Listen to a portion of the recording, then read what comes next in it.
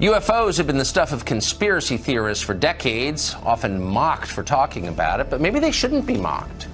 Welcome back. Well, it wasn't your typical Washington news conference. 7 former U.S. Air Force personnel there to talk about UFOs. And that brings us to tonight's number, 500. According to MUFON, the largest privately funded UFO research organization in the world, there are 500 UFO sightings in the world every month. Every month.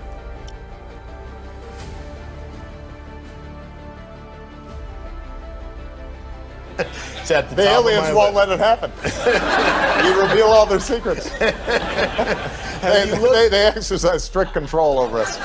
None of this was easy. There were some tough years in there.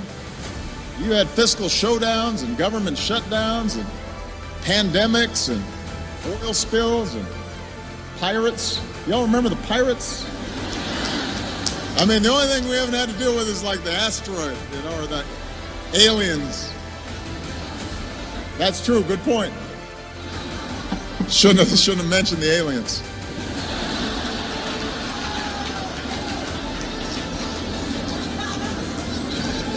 But we overcame all that. This is a question that I think is very important to me and very important to the country. When you were in office, and I don't know when this happened or if it happened, did you go through the secret files, the UFO documents? Because if I was president, that'd be the first thing I did. You know, it's funny. My daughters asked the very same question. They did? Yeah. Would you be allowed to tell your daughters what was in those files? No. You would not? No. Now that you're out of office, you can do anything you want, right? True, yeah. But I'm not telling you. You're not telling me. You're not telling me what? Are you not telling me that you looked at them? I'm not telling you nothing.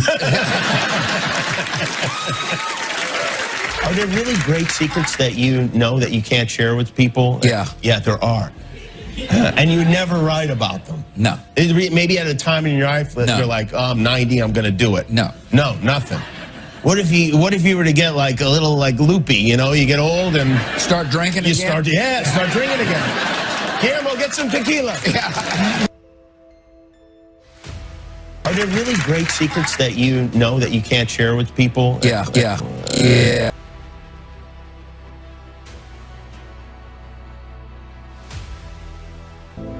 Milton Torres is not the kind of guy to tell a tall tale. 20 years in the Air Force, an engineer with a PhD, a professor. He's all about brass tacks and left-brain thinking. So I was all ears when he started talking about his UFO encounter over England in May of 1957. I got scrambled one night, and my first orders are, you will be ordered to fire on this mission. In just a few minutes, he was over the North Sea in a fighter like this at 31,000 feet, traveling nearly the speed of sound. In the dark and in the clouds, Milton saw the strongest signal he had ever seen on his radar screen. Bigger than the target was there, and the target looked like an aircraft carrier. It was that big on my screen. He flew toward it to try and shoot it down. And it takes off like you're just standing still. I wasn't even there. Like I wasn't even there. Just gone. Milton has no earthly explanation for what he saw. Could it have been a problem with the radar? Could it have been a weather phenomenon? No. Could it have been a meteor? Any of those things? Everything was explained to me already. Yeah? I knew what it was. It was some design of an aircraft by some space alien.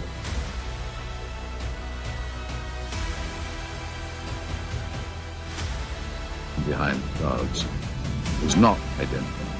The new object suddenly descends and disappears into the clouds. Once again, here is the American plane at the same altitude as the moon. And now here is the object as it appears behind the F-16. And here it emerges from the F-16, then goes down and enters the cloud.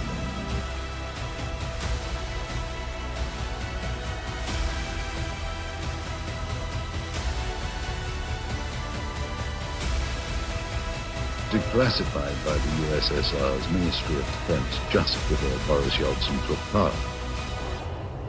What we're looking at is a view from the cockpit camera of the MiG-23 flotter, scrambled to intercept 2 unknown targets.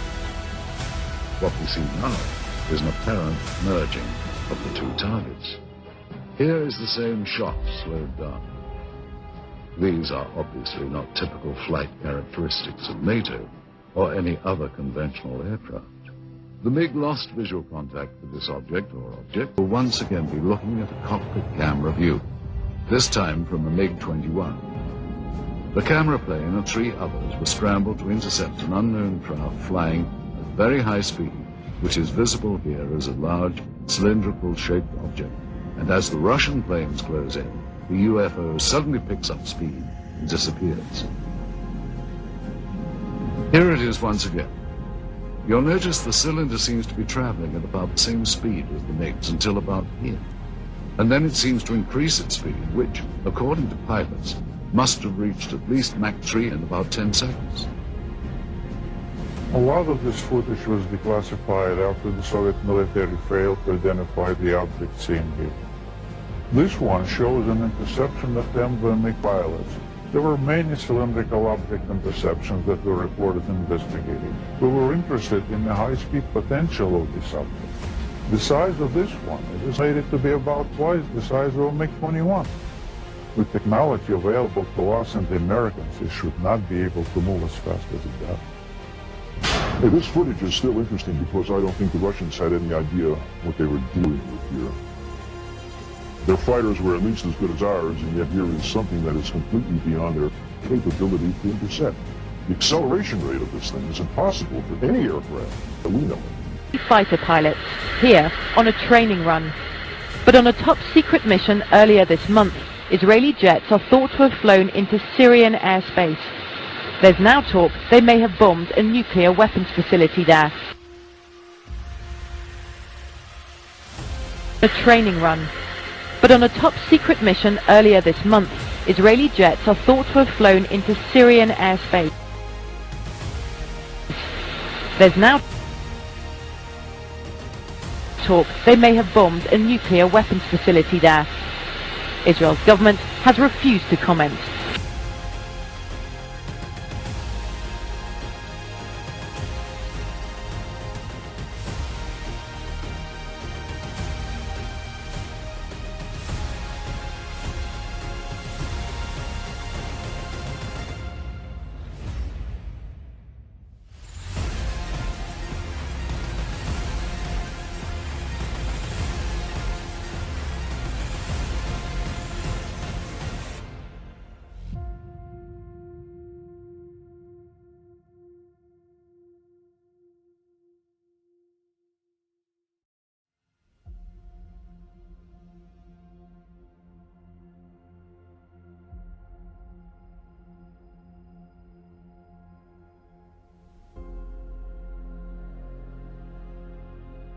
In 1967, I was on duty as a missile launch officer. I get calls from my guards upstairs. First, I get one call saying that they're seeing strange lights flying in the sky, and I didn't pay too much attention to that.